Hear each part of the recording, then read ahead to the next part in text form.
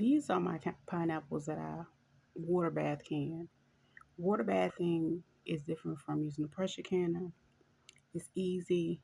Um, the reason why I love pineapples, but a lot of times you'll buy a pineapple, you'll have a taste for it, and then you lose the taste for it, and then you just have the fruit sitting in there and it go bad.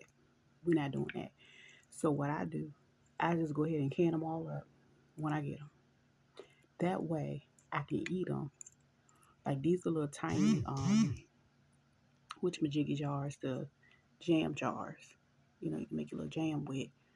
But I use these because these are ones you can grab. Because I have a tendency to like not eat in the morning sometimes, and I forget. So I can just pop it open right quick.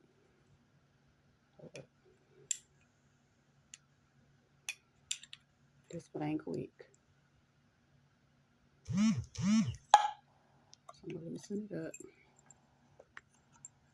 and then you can get your little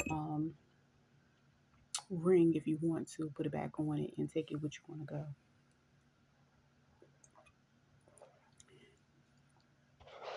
And it's good and delicious.